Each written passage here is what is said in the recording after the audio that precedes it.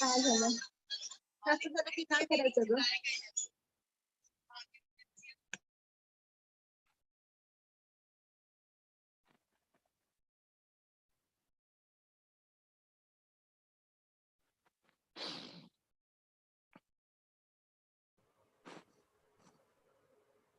Okay, we are live on YouTube, sir. Okay, no So issue. we are going to start in just 2 minutes to go now. Okay, no issue.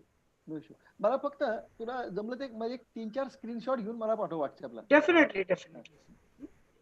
व्हॉट्सअपला टाक मला. Yes.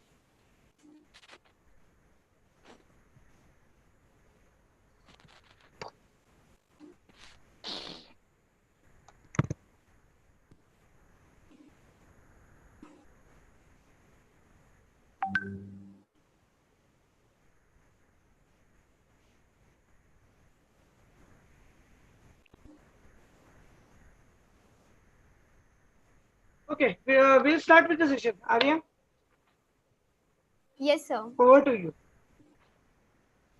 Yes, sir. Hello, everyone. Good evening. On the behalf of Bharati Vidyapeeth, deemed to be University Law College, Pune, welcomes our guest, Honorable Mr. Sudhakar Kulkarni, our in charge principal, Dr. Bhagshiri Deshpande ma'am, faculty members, and all the participants.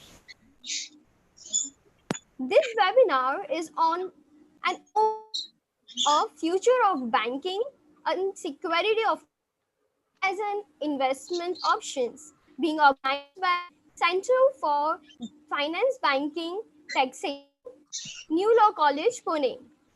More about the Center for Finance Banking and Taxation has been started recently by New Law College, Pune. The main of CSBT is to provide assistance to needy SSC, public and taxpayers. It aims to assistance to people at large in loans, investments, online transactions, and frauds. Moving ahead, I humbly request Dr. Pandey ma'am to please welcome our guests, all the participants, and address by saying few words. Over to you, ma'am. Thank you. Good evening to all, and welcome to this very nice and enthusiastic, informative webinar. Bharati Vidyapeeth, deemed to be university, was founded on very futuristic fundamentals, that is social transformation through dynamic education by Honorable Dr. Patangrao Kadam. The mission of social transformation through education has been carried on by our beloved Chancellor, Honorable Dr. Shivaji Rao Kadam, and our Pro-Vice Chancellor and Secretary, Honorable Vishwajit Kadam, who is also the Minister of Maharashtra State for Social Justice. Now, the founder, as well as our guardians and the eminent personalities of this university, are of the firm opinion that education is one of the fundamental means to bring the social transformation. And that is why the New Law College is also furthering this cause. Bharati Vidyapeeth has been ranked 63rd by the NRF, and the New Law College is consistently ranked among the top 10 of the law colleges of India. Yesterday's webinar of wealth management and today's webinar in furtherance of these financial issues have been conducted by the CFBT to make the people aware of the issues related to the wealth management and today's banking issues. We all are aware that the pandemic has adversely affected all the assets and the other financial aspects. Nevertheless, we have to know the intricacies of banking, which will further our security and stability. So, what are the issues related to the banking, and what is the future of banking, and how safe it is to indulge into the banking investments will be dealt in our webinar today. So, I ask Sir to take over and proceed with the webinar. Thank you. Thank you, Bhagyashree madam. At the Thank outset, you so much, ma'am. Thank you so much, ma'am, for addressing us all. Now, I would like to call Shalini Mishra, a fourth-year student of BA LLB of New Law College, Bharati Vidyapeeth, for the introduction. Over to you, Shalini. Thank you, Arya. Good evening to all. I do take a lot of pleasure and I believe my privilege to introducing Mr. Sudhakar Kulkarni sir for this very special webinar, and I would like to welcome all the dignitaries and attendees to the webinar. We have I wouldn't stand between you and the esteemed guest invited for this August gathering. So before we start, let me just give a brief background of Mr. Sudhakar Kulkarni sir. Sir is an eminent banking expert and certified financial planner.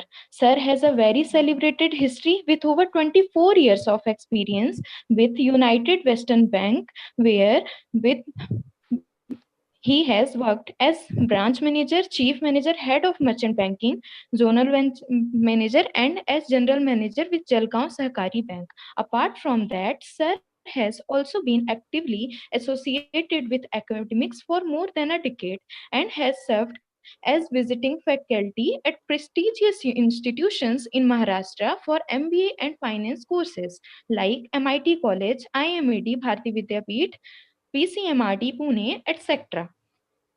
Sir has also been a member of FinCorp, which is an advisory body for economic offences wing at Pune Police Commissioner Office since 2010. Sir has also been a resource person for NEC Mumbai and WIRC Mumbai for their investor awareness program since 2011. Sir has also working for Lotus Non-Wealth Private Limited for their capital market awareness program conducted on behalf of BSE Mumbai and Skypes and Ray Udruko Private Limited, who are conducting IAP on behalf of various mutual funds. Sir has been an ardent writer on pertinent financial issues and has contributed to popular newspaper like Sakal, Lokmat, and Pudari. I am sure that Sir's present would make the webinar thought-provoking and enriching. I would like to welcome Mr. Sudhakar Kulkarni Sir to address the gathering for this webinar. Sir, please. Over to you, Arya. Thank you so Arya? much, Shalini, for the brief introduction of our honorable guest, Mr. Sudhakar Kulkarni, sir. Sir, we are very proud to have you on this with us. And before just getting started, I want to get remember by the participant that don't unmute yourself during the lectures. And if you have any questions during the presentation, please type in the chat box, and I will bring up them at the end of the presentation. We will have time for the questions at the end. You can also unmute yourself and directly ask questions to the sir. So now, without any further ado, I humbly request our guest, Mr. Sudhakar Kulkarni sir, to address our participants. Sir, please. good evening, everybody. Good evening, sir. I'm thankful to Bhagyashree madam, Sukrut, for inviting me here for today's webinar. Our today's topic is future in banking, Indian banking future. My webinar will be in the form of PowerPoint presentation. So I will start presenting my PPT. I will go on explaining each PPT, and thereafter you can have, as Arya has rightly said, if you have got any questions, you can put it in chat box, and at the end of session we'll discuss in whatever queries you have raised. So now I'm going to present my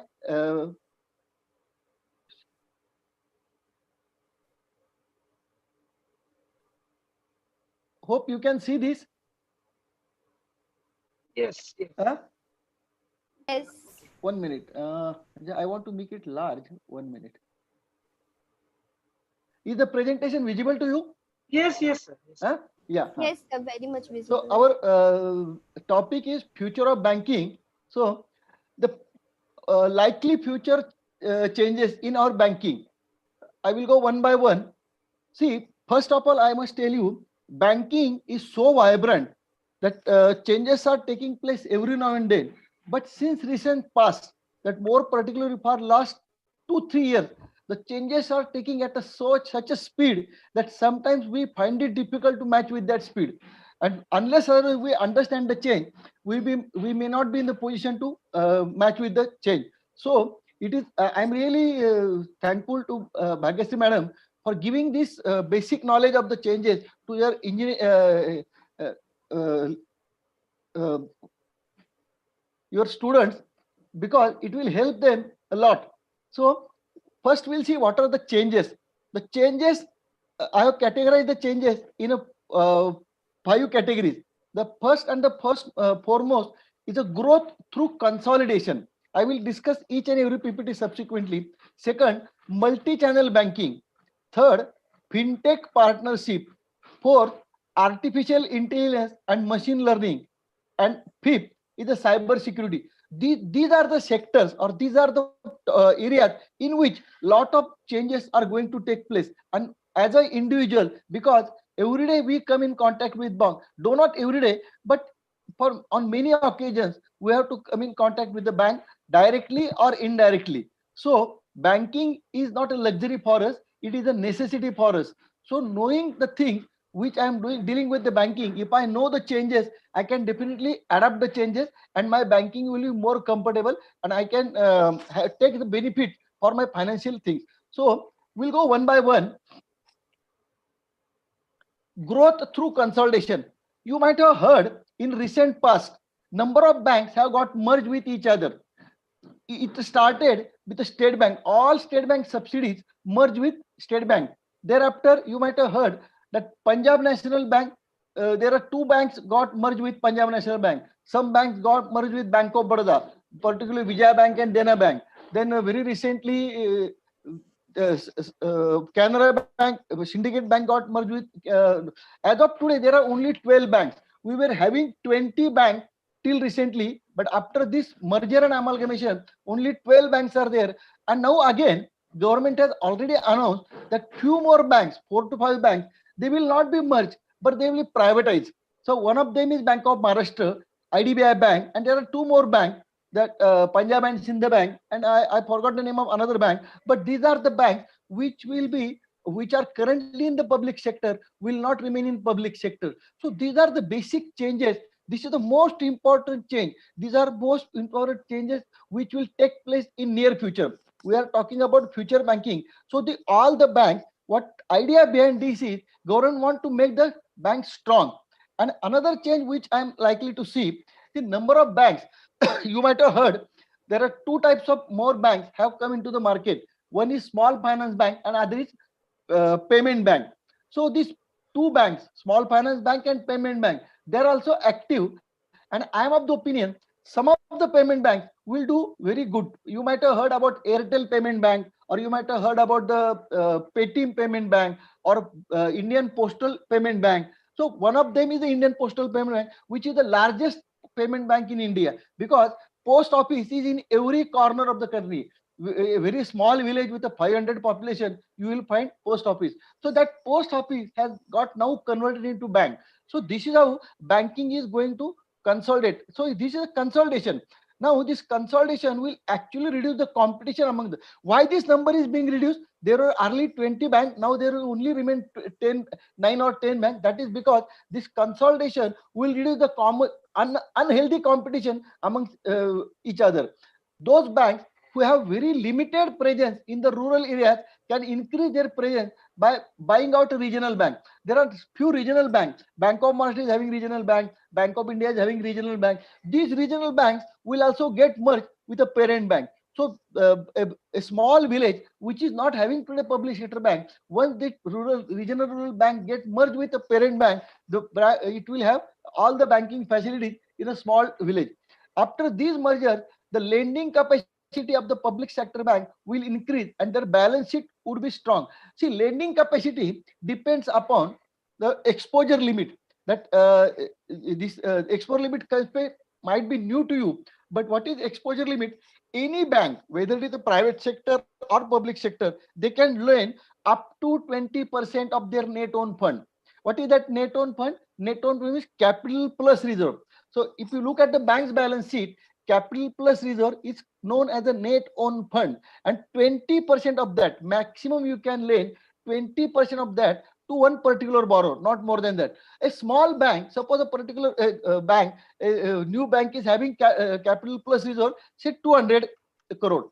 He can only lend up to 40 crore. But there are big corporate whose require running thousands of crore, like Reliance, Infosys, Tata. Their requirements are quite huge. That 40 crore will not serve their purpose. So number of bank currently which are having small and what we say net worth, they are not in position to lend the big corporates. So once these banks are merged with each other, naturally their net own funds will increase and they will be in position to lend. So they can lending capacity will increase. So public sector bank will increase their lending capacity and will make their balance sheet strong.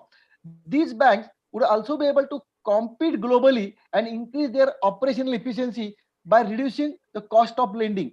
See, once you go on lending, there are two types of lending: retail lending and corporate lending, wholesale lending. In wholesale lending, your cost of operation comes down. So if bank can give big loans, the risk is there. If that big loans go on NPA, banks are coming in trouble. But I should at this juncture I will not talk about the NPA, but because of loans which are given in a big ticket size, the operational cost will come down and banks profitability will increase.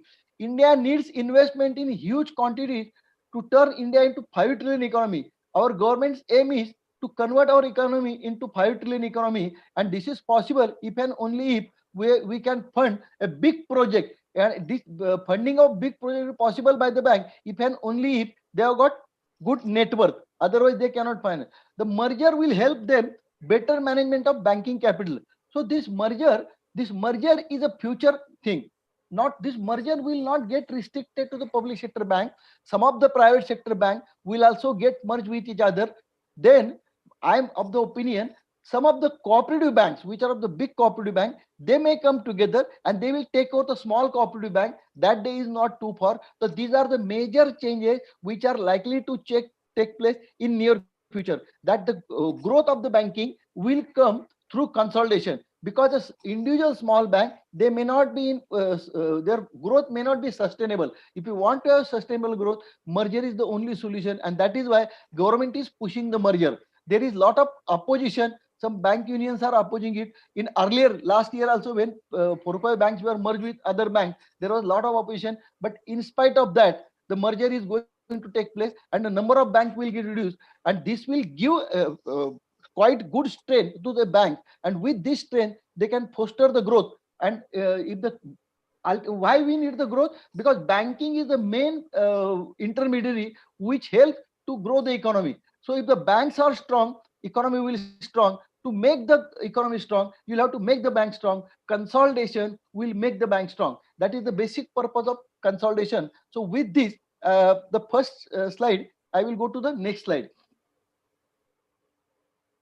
Now, multi-channel banking. This is totally new concept going to come in the banking sector. See, multi-channel, some of you might have come across.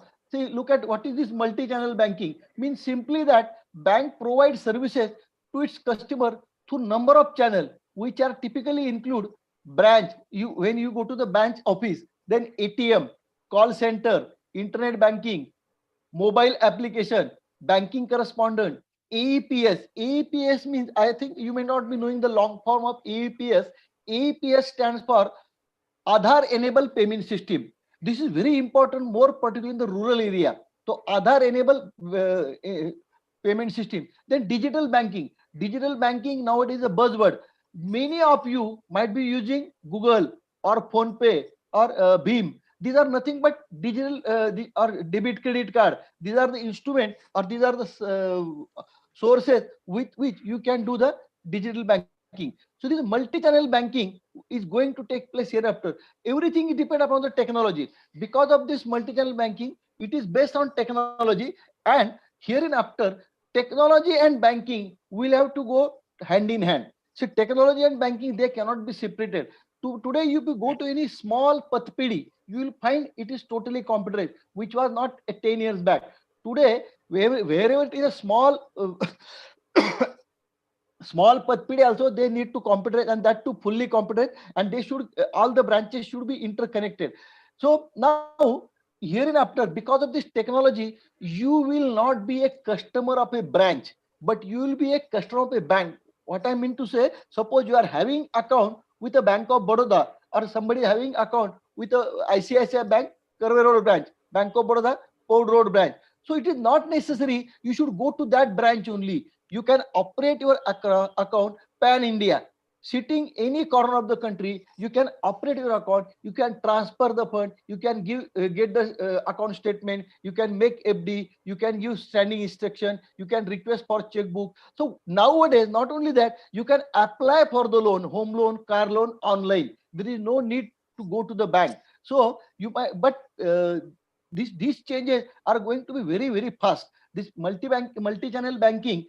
There is one more thing, that mobile app. Most of you are using mobile app. Almost all bank, and even some big cooperative bank like Cosmos Bank, Saraswat Bank, Janta Sahakari Bank, they are providing you Shamrao Vittal Bank mobile app. So with this mobile app, you can do your all banking transaction. You did not use even internet banking. So mobile banking is a sort of internet banking only, but now your bank, when you are using mobile banking, your bank is in your pocket. Wherever you are going, you can perform banking transaction through mobile app. So even if you can apply for the shares, you can apply for the mutual fund, you can redeem your mutual fund, you can purchase insurance, you can make premium of insurance, you can make payment of mobile recharge, or you can make payment of municipal taxes, you can tax pay, whatever you want to do, you can do on mobile banking or mobile app. So mobile app is a thing of day. So this is a part of multi-channel banking. Now banking correspondence. This banking correspondence is this concept may not be knowing to you, but more particularly where there is no bank, or the bank penetration is very poor. In that case, bank is appointing certain person or certain agencies as their agent, and they are acting as an agent of the bank, but they are not bank. So I can give you example. In a small village of say 1,000 population, a kirana shop can become a banking correspondent of that city. So that banking correspondent, people can go to the, they are going to the kirana shop for their groceries. While going to the kirana shop, they can deposit money in their bank account. They can withdraw money from their bank account, or sometimes the banking correspondents are individual. They are moving in that area on motorcycle or scooter or what maybe, with the POS machine, and that on the basis of Aadhaar card, they open the account, they accept the cash, they make the payment, they transfer the fund. So this is what we call a correspondent banking. They also help you for giving loan. They are also helping you for depositing. So this is a new concept, and this is also getting very popular, more particularly in a remote areas, not in cities, but in remote area. I told you everything about digital banking. Now you might have seen internet banking. Most of you are quite aware with the internet banking. Internet banking and mobile banking is hardly any difference. Only thing, internet banking normally you do on either laptop or desktop. Mobile banking you through mobile app, and for that purpose you have to download mobile app. In case of internet banking, you have to log in to the site of your bank, and after having login, you have to use customer ID, you have to use transaction ID, or you have to login ID, and then you can do the transaction. In case of mobile, you have already downloaded app, and you already link your account to your bank account. Only condition for mobile app, your mobile number has to be registered with the bank. If your mobile number is not registered with the bank, you cannot have the mobile banking. Similarly, if you are having two accounts in the same bank, and having given the same number of your own mobile number, you cannot use the mobile application. The mobile number has to be unique. You are recognized by your mobile number. That is the basic thing of mobile banking. Now, this multi-channel support is when company offers more than one of their channels as a way of interact with customers. What this multi-channel banking will help you? Now you can approach the bank through number of ways. Earlier, if I want to do any transaction, I have to go to bank only. Today it is not required. So I can go to internet banking, I can go to the mobile banking, I can go to the ATM, I can use digital banking, I can go to banking correspondence, I can call to the call center. So it is not necessary for me every now and then I should go to the bank. This is the basic purpose of mobile banking. Because of that, connectivity of the customer and the bank increases, and that too, there is no area restriction. You can get connected to your bank anywhere in the country, from any corner of the country. Brick and mortar model is not going to sustain here and after. What is this brick and mortar model? Brick and mortar model means branch banking. We are branch banking. No, you don't go for the branch banking. Now you are not a customer of a branch, you are customer of a bank. So as I told you, very I am of the one step ahead. In the near future, you will not be a customer of a particular bank, but you will customer of a bank. What I can tell you, I can operate my account from any bank. Today it is not possible, but it is in near future. Like I have got mobile number portability, I have got insurance policy portability. Similarly, I will have account number portable. Without changing my bank account, I can shift to some other bank. That day is not too far. It is already in process, but not yet implemented. Now banks are giving third party products. What are these third party products? If I want to purchase insurance, I can go to the bank, because almost all bank has got tie up with this or that insurance company, and the concept is known as the bank assurance. The bank assurance means insurance business done by the bank on behalf of insurance company. These third party products are available with the bank. Now you can take vehicle insurance, you can take mediclaim policy, you can take corona coverage policy, or you can take life insurance policy from the bank. Only thing is that you can take that policy for which the bank has got tie. Tomorrow you want to take policy from HDFC Life and your bank is having tie up with ICICI, you'll have to go for ICICI only, or you have to search for the bank which is giving you HDFC product. Similarly, you can purchase, you can invest in mutual fund. Similarly, you can third party product like Sukanya Samruddhi. All these products are now available with the banking channel. So this is multi-channel banking. Under one roof, you will get all the services. Similarly, most of the banks are giving nowadays advisory services. That advisory services, more particularly investment advisory services, tax advisory services, loan advisory services. So all these things will be possible. This is because of this multi-channel banking. So multi-channel banking will help us to sitting at home, we can do all banking transaction. Now I am going to the fintech partnership. This is a very, very new concept in the banking. And without fintech, fintech means financial technology. Now finance rules the world.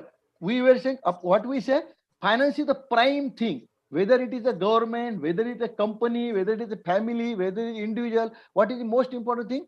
Paisa, that is finance. The finance rules the world, but soon technology will rule the finance. Means without technology, you cannot use the finance properly or how you should use it. So soon technology will rule the finance. If you are not aware how the technology is already transformed finances, then you are probably lagging behind. So you must understand the technology. That is what we call fintech. There are a number of fintech company. They have startup company. They have started doing the business in India, and they have got collaboration with number of banks and financial services. They are having fintech companies having tie up with bank, tie up with insurance company, tie up with mutual fund, tie up with stockbroker. All these fintech companies are providing different types of financial services. There is one more concept nowadays is it is totally based on fintech platform. Some of you might I don't think you have heard this word, P2P lending. That is called peer-to-peer lending. In peer-to-peer lending, you are eliminating bank, because there are two types of people having fund and other type of people need the fund. So normally person having the fund will put the funds in the bank, person need the fund will go to the bank and ask for the loan. So bank connect these two people. Currently, this is a traditional banking. One who is having money keeps money with the bank. One who needs money, he goes to the bank and takes the loan. So deposit, the basic function of the bank to accept deposit to give the loan. But with this fintech, banking intermediation will not be required. I am having money and Mr. Dev wants loan. I can directly lend my money to Dev through fintech platform. I know Dev, Dev knows me. We believe each other, and with suppose there somebody else which is not known to me, still then I can lend him knowing his all details. The fintech platform will give me all his details. Who is Mr. XYZ, what are his present borrowing, what is his behavior, what is his salary, what is his credit score, and then I will decide whether I have to lend him or not.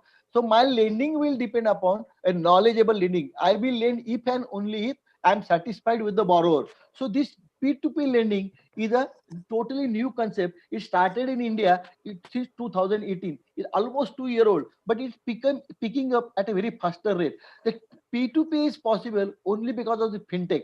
The competition between bank and new entrants make you direct collaboration access to fintech users. In such a cases, both parties should profit. Potential opportunities span from product design and development. This fintech company will do a number of things. They will help you in distribution of your product. They will help you to design your product. They will eliminate intermediary. The fintech usually relate a small startup enterprises that focuses on developing innovative technological solutions such as online banking, mobile banking, big data, alternative finance, financial management. I will give an example. Nowadays, most of the banks are for opening bank account. You did not go to the bank.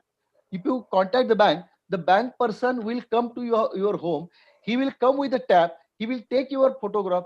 He will scan your Aadhaar card. He will scan your PAN card, and he will say your account has been opened. You will get the account opening kit in 4 or 5 days, and you receive checkbook and account opening kit along with account number and debit card.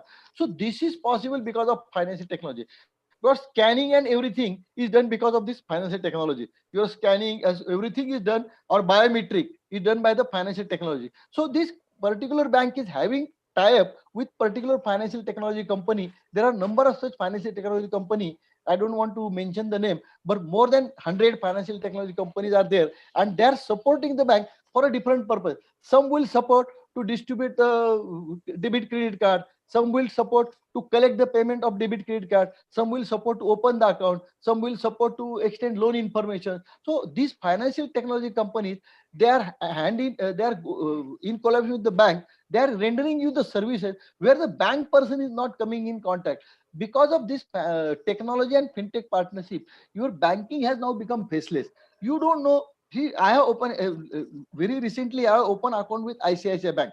My bank is at you might be knowing near that Patil Plaza or Sharda Center. That bank, ICICI Bank is there. I have never gone to that bank because I wanted to open one account with ICICI Bank. I called that bank by phone, and their customer relation manager and one lady officer, they came to my home. They open my account. They take my photograph, my scan my PAN card, Aadhaar card, and 8-10 days back I got checkbook and debit card. So this is how this is possible because of fintech. Without going to the bank, I am not only doing the banking transaction. Tech partnership will remain very important in days to come because the traditional banking days are number. You have to keep in mind. See, days are number for the traditional banking. You will have to go for the modern banking. Now, AI and ML, you all know, you have heard this word, artificial intelligence and machine learning. See, bank using artificial intelligence can achieve more informed banking. See, nowadays banks have started using this. Earlier banks were, but not all banks are using, but this more particularly, this leading banks, State Bank, HDFC Bank, ICICI Bank, and some other bank, but not today, not all the banks are using artificial intelligence. But these leading bankers, they have already started using artificial intelligence. This using artificial intelligence can achieve more informed banking environment that not only provides customers with assistance and insight, which in turn gives them greater control over their personal finances, but also an added sense of financial security. Today, I am worried when I am having bank account. I am always worried whether somebody can hack my account, somebody can steal my password and withdraw money from my account. So that fear is still there. This will reduce frauds. This after that AI, artificial intelligence, as the penetration of artificial learning increases in the banking, fraud percentage will go drastically down. Now, artificial has transformed every aspect of the banking process. AI technologies are making banking processes faster, money transfer safer, and backend operation more efficient. So, because of this artificial, these things are taking place. Have you seen if you transfer money from Beam or from Paytm or from your Google Pay, it takes few seconds. You might have observed it takes few seconds, not even minute. It takes. This is possible because of this artificial engineering. Now, I will give another example.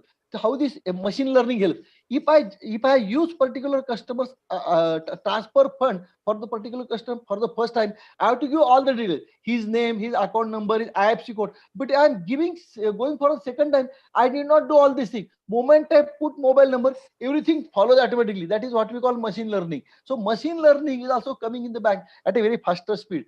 While Indian banks have explored use of artificial learning intelligence, it has primarily been used to improve customer experience by adding chatbots. You might have heard these chatbots. Almost all insurance companies are using chatbots. All even banks are started using chatbots as an additional interface for customers like SIA, State Bank. These are name of their chat. SIA is for State Bank, EY is for HDFC, IPL is for ICICI. These are name of their chatbot. So this is possible because of artificial intelligence. Machine learning model can also predict which banking tool an individual member might use and recommend them to the customer, can make their better financial decision. All the big banks offer reminders. By you might have seen, you get the reminder from the bank, your light bill is due for payment, your mobile bill is due for payment, your mutual fund SIP is due for payment. So this is possible because of that machine has learned on which date your installment is due for payment. They will remind you. Similarly, I give you an example. Suppose somebody has approached the car 24, where you are selling your car and thinking, now the car 24 is having tie-up with the bank. Once you sell the car on 24, immediately bank will call you, because bankers knows who has sold the car, and they know, and 99% one who sells the car, he want to purchase new car. So they will approach you. Do you want car loan? We are giving at this rate. So this is all examples of machine learning. This will help to grow the banking business. Now, blockchain technology in banking. Blockchain technology, you might have heard on cryptocurrency or Bitcoin, but we are looking not from that point of view, but the blockchain technology allows multiple parties that may not know each other from different geographical locations to have simultaneous access to constantly updated digital ledger that cannot be altered. That is the basic concept of blockchain technology. I am aware you are not tech people, you are not IT people. You will take some time to understand this, but you are from legal field, you are from legal fraternity. I will request you to understand this basic thing, because there is enough potential for you people to deal with the legal issues arising out of this. Cyber law is one of the most important scope for you people. So you have to understand all these things. What is blockchain? What is there's simultaneous ledger? The blockchain could potentially save banks billions in cash by dramatically reducing processing costs. Now, there is no, as the processing times goes down and processing goes down, the cost of processing will come down. With the help of or with the use of blockchain, banks' profitability will go up, because the transaction cost will come down. Transaction cost will come down, paper transaction will get reduced, and in turn, your profit will increase. Blockchain is being recognized as a new technology that will reduce the fraud in a financial world at least by 45%. In financial intermediate like stock exchanges, money transfer services, phone and financial crime duty, most banking system in the world built on the centralized database are more vulnerable to cyber attack, because once the hackers attack the one system, they get full access. The technology will get rid of some of the current crimes committed online today against the financial institutions. The importance of blockchain technology, as I told you in the beginning, it will reduce the percentage of fraud. Your banking will become more safe. There is another topic for our today discussion, that is safety of the banking. So the use of banking technology, use of machine learning, use of artificial intelligence will improve the safety and security of the banking. So from that point of view, we have to understand this. Now we are coming to the cyber fraud.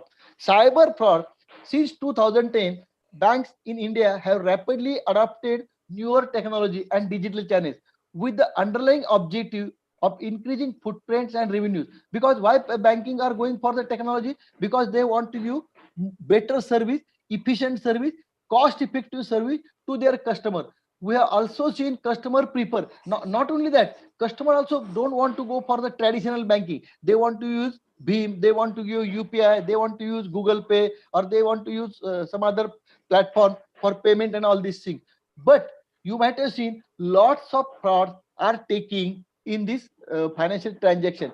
Here, The cyber security is very important, but let me remind you, whatever frauds are taking in this cyber fraud, 95% people, the fault lies with the account holder. In 95% cases, in 95% cases, the fault lies with the account holder, because without understanding, he is passing on his basic information, account pin number, or CVV number, or his Aadhaar card number, PAN card number. These are the basic things. This is the basic data. So if you don't pass on this data, nobody can hack your account. And don't get lured by false promises. So, and unfortunately, those who are victims of this fraud, these are educated people, are not illiterate people, because illiterate people don't understand this thing. But literate people, they somehow get tempted for this cyber fraud. So this cyber fraud, if you want to avoid cyber fraud, it is better you should understand which financial transaction I am doing, what I am supposed to do. So for and now the banks are also taking every care to have the cyber security, their safety wall and all these things. But all defensive mechanism, banks are also they have to have adequate infrastructure, sufficient infrastructure. There is a cost involved in it. But if you really want to reduce the fraud, the bank have no other option. They will have to invest more on technology, which will reduce the fraud. It is in near future, because you cannot now go away from the technology. It is not possible for us to go for the old days using passbook, using ledger and all these things. Now you have no option. You can have go to reverse gear. You will have to go above. You have to go one step further. If you want to really stop all these things, the only way with you to have more cyber safety and cyber fraud, to prevent cyber fraud. But that doesn't mean cyber fraud will stop. Cyber frauds will be there. Only thing that what you can do, you have to take maximum possible care so that there won't be a financial. And if at all, this care is to be taken by the individual. There are number of frauds. I can give a very latest fraud. Most of you are using Google Pay. So if there one of the person got the call from the Google, there is a cashback of 1,995 on your account. Listen to very carefully what I'm saying. There was a message on his SMS that you have cashback of 1,995. Now the cashback, see, I'm using Google Pay for last 2 years. I can tell you confidently, your cashback is 5 rupees, 10 rupees, 7 rupees, 40 rupees, 50. I have never seen cashback for last 2.5 years of this amount one now, because the cashback, when you do any transaction, you have paid 500 rupees, 1,000 rupees, 10,000 rupees, you get cashback of meager amount, that 10 rupees, 7 rupees. For out of this 2.5 for 2.5 total cashback I received is hardly 400 rupees. But this cashback was 1,995. The person who got the message, he got lured, and what he was told, go to Google account and put your cashback will be credited to your HDFC account, because they were knowing his Google account is Google Pay is connected to HDFC. So put the Google HDFC bank account number and send 1195. Actually, Google, for receiving money, you should not use this send. You have to receiving money, you should receive money. Unfortunately, the fellow man put 1195, select his HDFC account and send it, and put the PIN number, whatever PIN number he has got. Immediately that 1195 will transfer from his account. Instead of getting money, he has lost the money. There are number of such cases. There are frauds, screen sharing fraud is there, then QR code fraud is there. Again, I am repeating, all these frauds are taking place just because of your mistake, and not because for this or that reason you get tempted to the message what you get. So never get tempted to the message if you really want to avoid cyber fraud, because cyber fraud, there are number of cyber fraud. The one is phishing and all these things. Now there are few more changes which are coming regularly. Very recently, that is from 1st October 2020, hardly 10 days back, Reserve Bank has made some changes in using of credit debit card. You might have, some of you might have heard it. What are these changes? This is how the banking is changing. Now the frauds are taking place with the credit card. What Reserve Bank says now, whenever the credit debit card will be issued to the account holder for the first time, it will have only facility of withdrawing cash from the ATM or using at POS machine, but not for using for online purposes payment, or not for transferring fund to the overseas account. So from America or so, this is the big change Reserve Bank has done. But if you really want to use it, you will have to approach your banker either through your mobile banking or through net banking or through phone banking and activate this. Without activating, now you cannot. And that another instruction Reserve Bank has given to the bank. If a customer is already having the card which is due for renewal, but for another 7-8 months, you should take the call, the risk of the customer, looking at his previous transaction, and you should whether you will decide, you are sole authority to decide whether the person should be allowed to use the card for online payment and for overseas payment. This will depend upon your dealings with the bank. So if bank found that your dealings are not satisfactory, two of these facilities will be cancelled. One more, another good change the Reserve Bank has brought in this credit debit card. This change is that you can put limit for your debit card. On my debit card, it cannot be used for more than 5,000 rupees. So even if you lose the card, nobody can use your card for more than 5,000 rupees. You can put the limit as small as possible. I don't want to go for 1,000 rupees, or I don't want to 20. And secondly, if you want to do the transaction rupees 20,000, you have option to change the limit. You have option to change the limit. So 5,000 limit for particular transaction, you will make 25,000 rupees. You will complete the transaction, and again you will come back to the and all this is done on your mobile or your net banking. You need not go to the bank. Another best facility given by the Reserve Bank of India from 1st October is that you can switch off your card. Suppose you don't want to use the card for another 2-3 days, switch off the card. When you want to use it, switch on the card. So switch off and switch on, these two facilities have been given to the cardholder by the bank. These are the instructions. They are with effect from 1st October 2020. So these are the number of changes that are taking place. Now one more facility to improve the Reserve Bank is taking every care to safeguard the customer's interest. Now one more facility. This has also started from the 1st September, hardly 1 month back. That facility, suppose today you are issuing the check. Now you can inform your banker, there is on mobile app or by internet banking, that I have issued the check so and so. The check number, check amount, check date, and PE's name. Now the responsibility of the bank has to pass the check if the details are correct. Means if a issued check is stolen by somebody, or one who has received the check, he cannot make any changes. Even if he makes the changes, that check cannot be passed. This facility is free of cost.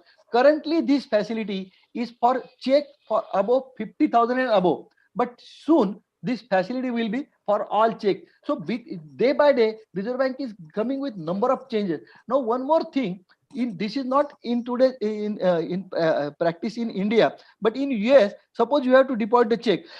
Today, I have to go to the bank, either in the drop box or on the counter.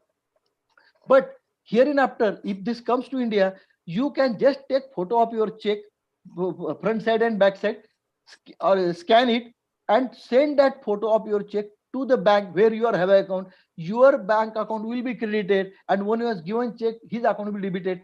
Check will remain with you. This is also going to come. So these are the changes. But please keep in mind, this is only possible only because of technology. Without technology, it is not possible. So these are the few changes which are going to take place in the banking system. So our today's topic was futures of banking. This is how banking will, the future of banking, what I can see. As a banker, I can see these are the changes which are likely to come in the banking. Now, the one question was whether my money is safe in bank. I can tell you, your money, day by day, your money will be safe in the bank. More particularly, in Indian context, there is not a single commercial bank, whether it is private or public sector, customer has lost money. The customer has lost money only in case of cooperative bank. But there is not a single case in Indian banking so far, whether it is a small private sector bank, whether it is a public sector bank. A small private sector bank is got merged with the very recent case is S Bank. There are a lot of problem, but it got merged. SBI and LIC came into SBI. S Bank name remain the same, but now the controlling is done by the State Bank, and investor or customer are not put to any loss. So the hereinafter, now one more thing about the safety. Earlier limit of deposit was rupees 1 lakh. With this year, from 1st April onward, the limit of rupees 1 lakh has now been extend up to 5 lakh. So your money in a one particular bank, I am saying one particular bank, not branch, one particular bank is covered or secured by DICGC, that is Deposit Insurance and Credit Guarantee Corporation. If a bank goes into what we say liquidation, your money up to rupees 5 lakh is safe. If your deposit with the particular bank is 7 lakh, you will lose 2 lakh rupees, but your 5 lakh is safe. So one basic thing you can learn: don't keep more money in a one particular bank. Have 4-5 bank. Just go on putting 5 lakhs. So this also you can minimize your risk. So I think our today time given to me is already over. Yes, So I have covered most of the thing. But now the session is open for. I will end my presentation. Yes, sir. Yes, sir. Yeah, and you can have it. I will go to the if there are any some Yes. questions or First, I will only ask you the questions, sir. yes. Yes, go ahead. Whether I should, Arya, whether I should Yes, sir. continue? Yes. Yeah, I'll Okay. continue. My first Thank- question Uh-huh. to Sudhakar Kulkarni, sir. Hmm.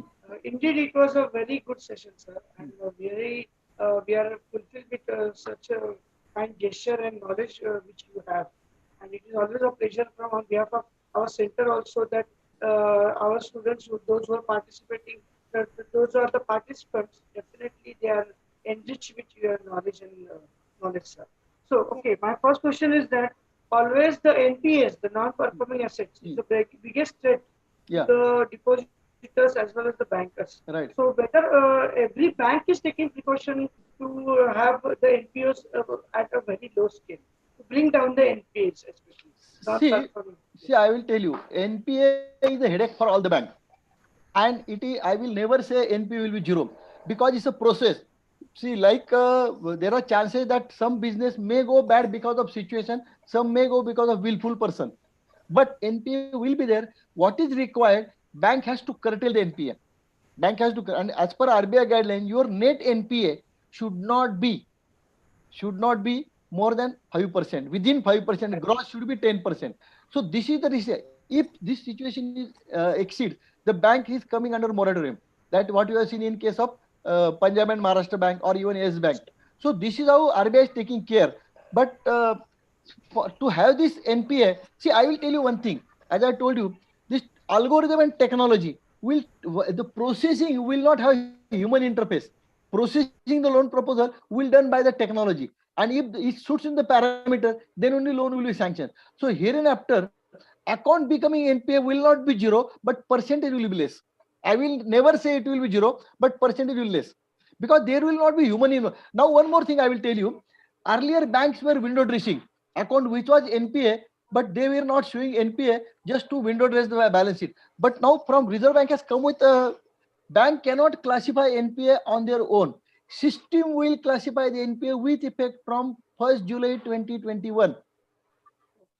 They have given Very 1.5 years time, 6 month time. Now the NPA account will not be classified by the bank officer, by the bank manager. System will then now you cannot manipulate. So this will improve the safety of the banking. Okay. Yeah. Thank you, sir. I have two more questions. Yeah, okay, go ahead. Yes. Because of artificial intelligence, Hmm. whether the jobs in banking sector will go down, or whether it will be a danger to the See, jobs in banking. I can tell you one thing. Any technology, one particular job you may lose, but another job comes up. Are you getting my point? Now look at this. Because of Ola, Uber, टॅक्सीवाल्यांचा job गेलेला आहे, पण जे पोरं ओलावर काम त्यांना job मिळालेला आहे. Individual टॅक्सीवाला Okay. Problem, but though join Ola Uber they are earning good money. Technology, see when technology came to the banking, problem कोणाचा वाढला की माणसं कमी लागली, पण बँकांना आज टेक्नॉलॉजी मध्ये माणसं लागायला लागली. त्यांना टेक्नॉलॉजी टाईप करायला लागला, त्यांना कॉम्प्युटर घ्यायला लागले, पीसीज घ्यायला लागले, which were they are not earlier purchasing. So ultimately आपला तो मराठी थोडं बोललो तो फुगा असतो, काकडी असते, आपण इकडनं दाबली तर इकडे फुगते. Something like that. Technology will reduce job here but increase job here. Okay. Yeah. And my last question is that what about the frauds which are being committed by the white collar crimes in banks? in banks? Which one? What about the frauds Uh, which have been committed by the white-collar criminals, as we have seen in Nirav Modi's case? See, I tell you, bank frauds are always committed by the white collar people, not by the blue collar people. Unless now you asked me the question of Nirav Modi or Vijay Mallya. These are unique cases. See, here not only Nirav Modi or not only Vijay Mallya, all are hand in gloves. He cannot do the thing individually. There are a number of people. The people are from the bank, people are from the government, and these company people all have come together. That is why the fraud of this gigantic size has taken place. Otherwise, it is not possible. See, So rather than RBI, yes, if I go to the bank and ask for 1 lakh, will they give me easily? no, They will ask me 1,000 questions. yes. So, but how RBI can control this such kind of frauds in the banks? Last question. Yeah, I got your point. See, fraud is a tendency. So long as tendency is there, it is difficult to control. Tomorrow, it may not be Nirav Mallya, somebody else will come and he will create the fraud with some technology. So I will never say fraud will be zero. I will never say we are in position to control the fraud. Fraud is a tendency. So long as the tendency is there, it is like something like that. Is a corruption also tendency. Whatever you may do, corruption is going to remain there. Fraud is fraud. Whether it is banking, whether it is government company, whether it is private company, they will be there. Only thing, if you take every care, if you have got proper security system, fraud can be detectable early detection, and early detection will prevent the loss. There will be loss, but it will what we say control the loss. But I will never say fraud will be zero. Okay. Thank you, sir. Okay. Okay, anybody has any question? Arya, continue. Yeah. Does anyone have any questions? You can directly ask by unmuting yourself. Seeing no questions, moving ahead. Thank you so much, sir, for answering all the questions in such an insightful manner. Now, I would call Abhijit Singh, a fourth-year student of BA LLB, New Law College, Bharati Vidyapeeth, to give away the vote of thanks. Abhijit, to you. Thank you, Arya, for inviting. Really, it's my pleasure to have been asked to propose a vote of thanks on this occasion. I, Abhijit Singh, on the behalf of New Law College, Pune, and the entire fraternity to the institution, extend a very hearty vote of thanks to our guest speaker, Mr. Sudhakar Kulkarni sir, who is a banking expert and a financial planner, for giving his insight on the topic, future of banking and security of money in banks. Sir, all of us who are present here are a customer of at least one bank, and hence we totally believe that it is important to understand the present banking system and its future trends. Sir, you have taught us the topic in a very efficient way and makes us understand the things in a very easy manner. Thank you, sir, for taking time from your busy schedule for us. Thank you so much, sir. I would also like to extend my special thanks to Dr. Bhagyasri Deshpande ma'am, in charge principal of New Law College, Bharati Vidyapeeth, deemed to be university, for her ever encouraging attitude for organizing such a great seminar or webinars. I would also like to extend my thanks to Sukrut sir and Salir sir, who provide us an opportunity to learn on such a diverse topic with practical aspects. I extend my thanks to all other faculty members who are present here right now. I also thank to the participants and the whole team of the Center for Finance, Banking and Taxation, that is CFBT, comprising Arsia ma'am, Prakhar, Simarjit, Salini, Arya, Shivani, Sonalika, Shreya and Sudhanshu for their effort towards making this event a successful event. Again, thank you so much, everyone. Thank you, Abhijit. Thank you very much. Yeah, thank you so much, Abhijit. We are at the end of the seminar. And thank you so much, Kulkarni sir, for joining this evening. Thanks to you people also for your patience listening. I am aware you are law people. This subject is little bit new to you, and rather not only new, but some sort of complicated to you. You might not be knowing many things, but I am aware you are from the law faculty. Law is such a thing you need in every corner of life. Everywhere you need law. You have to follow law, you have to abide by the law, and if you do not follow, you have to pay for it. So whether it is a banking, whether it is a day-to-day life, law is law. That much I can say. जसं आपण म्हणतो, there is nothing, nothing is possible without money. Similarly, if you do not follow law in your everyday walk of life, you will come across trouble. You have to follow the law. That is why you people are very important. Yes.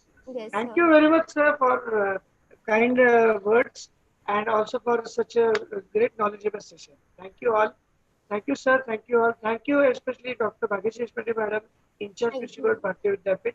Actually, आता ह्या कार्यक्रमाला बडवे म्हणून एक हजर होते. He is a Yes, superintendent yes. of Thank post. you, Mukund Badwe, sir, also Yes, for yes, joining yes. us for Yeah. today's आणि session. Thank you. Basically payment बँकेमध्ये त्यांचा अभ्यास खूप चांगला आहे सरांचा. Okay, yes. Thank you, sir. Thank you, Mukund Badwe, sir, for joining. Yes. Thank you all. Yes, you can exit. Thank you all the participants and whoever